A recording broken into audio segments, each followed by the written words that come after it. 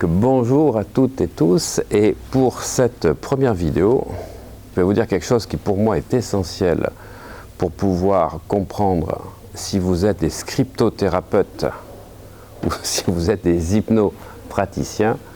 C'est qu'en fait, si vous lisez un script, vous êtes un scriptothérapeute. Voilà. Ce qui est important, bien sûr qu'il faut des scripts, il n'y a pas de souci. Moi je suis, on va dire, non pas dans la rétention, vous le savez, dans la générosité de donner des scripts, mais le script, il faut comprendre à quoi il va servir pour aller contourner ce qu'on va appeler tout à l'heure le facteur critique. L'hypnose américaine, la NGH, qui est vraiment issue du mouvement de Dave Hellman, c'est de contourner le facteur critique. Contourner le facteur critique, c'est aller dépasser les résistances que met le patient. Alors, moi, il y a quelque chose qui je trouve essentiel à comprendre, c'est de savoir que les gens gèrent leur expérience de vie à partir de leur carte mentale. Voilà. On le voit en PNL, on va parler effectivement que la carte n'est pas le territoire, c'est pas ce que tu as dans la tête qui est la réalité, mais ce qu'il faut comprendre, et ça c'est vraiment essentiel, c'est que les gens ne vont gérer les expériences de vie qu'à partir de leur carte mentale. Ils ne peuvent pas comprendre autre chose que ce qu'il y a sur la carte mentale. Voilà. On est tous des bourrins par rapport à quelqu'un. Les gens ne sont pas forcément des bourrins par rapport à nous aussi, on est le bourrin d'un autre. Mais en disant, mais c'est pas possible, il comprend rien. Il peut pas comprendre, je peux pas comprendre certaines choses puisque j'ai une carte mentale et que tant que je suis pas dans mes expériences sensorielles, je suis dans mon mental. Et pour moi, j'en parlais, je vous en parlerai tout à l'heure, j'étais à un symposium en Tunisie, je suis rentré hier soir, donc sur les neurosciences, c'était surtout sur le quantique. Voilà. Et je suis intervenu hier matin avant de repartir, j'ai dit, voilà, les neurosciences c'est génial, on voit des choses à l'intérieur du cerveau qu'on imaginait ou on faisait des expérimentations. Mais à un moment donné, à force de travailler le cerveau, ça serait bien que les chercheurs comprennent que le cerveau ou la tête est relié à un corps. On n'est pas décapité, on a une tête, mais on a aussi un corps. Voilà, on est tout le temps, allez, le neurotransmetteur de ci, le truc de ça, l'hormone là, l'électricité, c'est bien, mais on est totalement coupé de la vraie vie à un moment donné. On est tellement dans le truc, alors qu'en fait, tu gères non pas à partir de ta carte mentale, mais tu gères dans ta carte mentale, mais il faudra apprendre aux gens à gérer à partir de leurs sensations. Ce qu'on a vu donc quand on fait l'anamnèse au niveau 1, où on va ramener toujours comment vois-tu le résultat, imagine le résultat déjà atteint, qu'est-ce que tu sens dans ta tête, dans ton corps. Moi, le fait de travailler sur des protocoles qui sont SMART, spécifiques, mesurables, atteignables, représentables, temporellement définis, tu restes dans la carte mentale. Voilà, ce qu'il faut, c'est apprendre autre chose. Et j'aime bien cette définition que j'ai un peu, parce que je ne suis pas un bon dessinateur, schématisée au niveau donc du paperboard, de Bruce Lipton. Bruce Lipton, qui est un mec exceptionnel, qui a écrit plusieurs livres, dont un qui est fantastique, qui s'appelle La biologie des croyances, où il montre qu'en modifiant nos croyances, on modifie notre ADN, et on modifie nos protéines. C'est impressionnant, il a fait des expériences dessus, avec des rats, des souris, etc. Et en fait, il a une définition que je trouve absolument exceptionnelle du subconscient, c'est de dire que le subconscient, c'est un disque dur. Voilà, tu ne peux pas le modifier, il a gravé des expériences, mais tu peux en graver d'autres. Et lui, il parle bien sûr de l'hypnose, et à l'époque, il parlait d'un courant avec un ami qu'ils avaient créé, c'est un ami à lui dans lequel il est associé, le Psychka, en fait, qui utilise la kinésiologie. Voilà, donc j'ai été avec des amis, on a regardé, il y avait 3 niveaux. Tu vas faire des tests kinésio, en fait musculaires, sur le fait, si tu veux, de répondre à des croyances. Mais c'est vachement intéressant de faire ça. Parce qu'en fait, ça veut dire que tu ne demandes pas si le mental est d'accord, tu demandes si le corps réagit positivement ou pas à telle croyance. Parce que le corps, c'est quoi? C'est le subconscient. C'est le subconscient qui gère le corps. En fait, ce que dit Bruce Lipton, le subconscient, il analyse tous les signaux environnementaux. c'est-à-dire les sons, les bruits, les phrases, les couleurs, ce que tu vois, ce que tu as comme chaleur extérieure, etc., et même intérieure, et tous les signaux environnementaux envoient un message au subconscient qui va les choisir, en fait quoi? Des réponses déjà préparées. Donc on va parler de réponses behavioristes, c'est-à-dire comportementales, qui sont déjà câblées. C'est-à-dire qu'il n'est pas là, il n'est pas intelligent. Il est situation A, j'ai A2, A3, A4 possible. Dernière fois, donc hippocampe, qu'est-ce qui s'est passé? Les émotions, amygdale, t'attaque, hop, je choisis A2. Boum, ça ne se passe pas, mais dans l'hippocampe, ça ne se passe pas bien, pardon, dans l'hippocampe, on va dire, expérience pas bien passée, la prochaine fois, ce sera du A3. Mais tu réfléchis pas. Voilà, c'est ce qu'il explique. C'est un disque dur qui analyse des signaux environnementaux qui vont envoyer des messages pour que le subconscient utilise des réponses câblées. Voilà. Donc en fait, il faut apprendre le patient et il faut apprendre aussi nous-mêmes à décabler, voilà, à mettre de la conscience dans ce qu'on fait et à câbler d'autres programmes. Moi, je suis toujours halluciné quand je suis à la poste et que je suis dans une file d'attente pour attendre quelque chose et que je vois qu'il y a quelqu'un qui passe de l'autre côté et que tu as des personnes bien habillées avec des costumes cravates ou en manteau de fourrure qui insultent la personne parce qu'elle a sauté de place. Hey! Là, tu as le cerveau reptilien qui réagit. Tu te dis la personne, corticalement, elle a l'air d'être dans une certaine situation, environnement haut de gamme, mais c'est pas le cerveau supérieur qui réagit, c'est le cerveau inférieur. Là, c'est vraiment, si tu veux, c'est câblé. Voilà, moi, je trouve ça hallucinant. En fait, c'est ça la vie. C'est est-ce que tu es capable, à un moment donné, de prendre un peu de conscience et de bloquer les choses et de répondre différemment.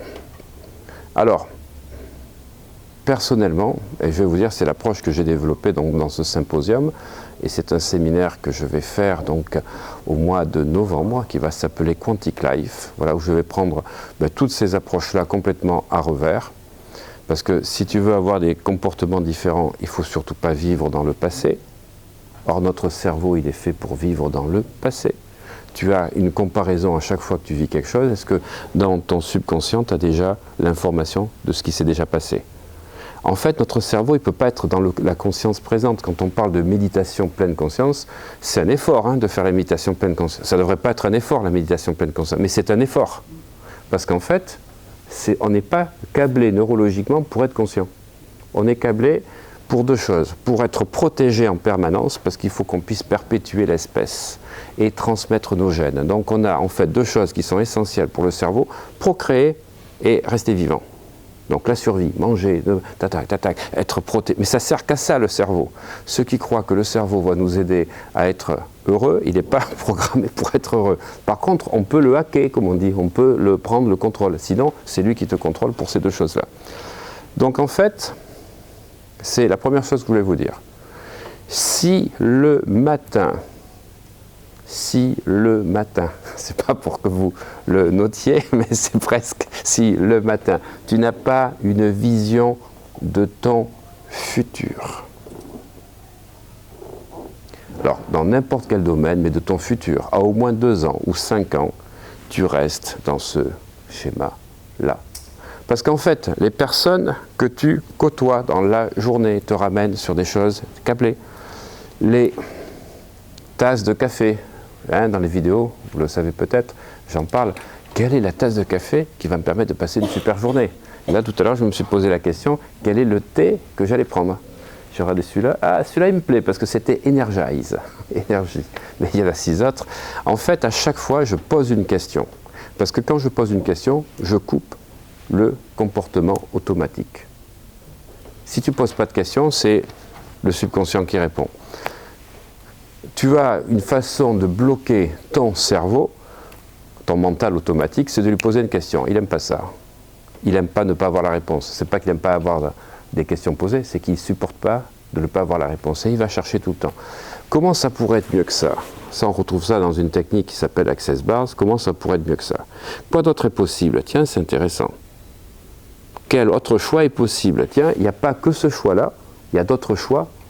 Ouais, behavioriste. Donc moi je me pose des questions tout le temps et je m'endors le soir en me posant des questions. Parce qu'en me posant des questions, j'amène le subconscient à aller chercher d'autres réponses. Donc c'est ce que vous allez voir dans la page suivante, où je vais vous amener à poser des questions aux patients, aux clients ou aux partenaires, parce qu'on me demande souvent, c'est un patient ou un client?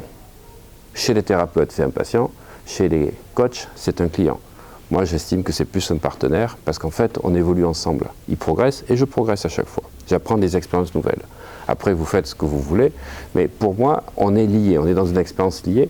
Et les questions qu'on va lui poser, c'est l'art du coaching, c'est surtout pas de répondre à la place de l'autre, mais c'est de lui poser les bonnes questions. C'est pour décabler justement ça. C'est pour décabler justement ça. Alors, ce qui est intéressant, c'est de comprendre qu'en fait, les gens, chaque fois qu'ils te parlent, ils n'ont pas une vision de la réalité, ils ont à partir de leur carte mentale. Pour ça que des fois, tu as des gens, c'est des vrais bourrins. Moi aussi, je peux l'être des fois. Voilà, mais ça se soigne. Voilà, il faut juste en être conscient. Tu ne fonctionnes pas en fonction de la réalité, mais en fonction de du programme que tu as. Il n'y a que ce programme, donc il faut apporter des éléments. Donc ce que je disais donc, dans ce symposium, c'est qu'en fait, si tu n'as pas une vision du futur, tu ne peux pas changer tes programmations, parce qu'en fait, tu vas avoir les environnements, le boulot où tu es, les patrons, les collègues, la famille, etc. Ce ne sont que des choses du passé, donc tu revis toujours les mêmes choses. Donc si tu veux vivre des choses différentes, eh ben, on va te dire qu'effectivement, il faut changer d'environnement. Ouais, ça c'est la base, l'environnement total. On le verra demain quand on parlera des niveaux logiques de Diels. Mais ce qui est important, c'est qu'avant de changer d'environnement, il faut déjà avoir une vision du futur. Voilà. Et combien de personnes ici présentes, ne me levez pas la main, c'est juste une question que je vous pose, ont une vision précise de ce qu'elles veulent être dans 5 ans. Hein? Mais c'est ça qu'il faut avoir. Parce que si tu n'as pas une vision précise que tu as dans 5 ans, ton subconscient, il reproduit tout le temps ce qui est dans la carte mentale. Voilà.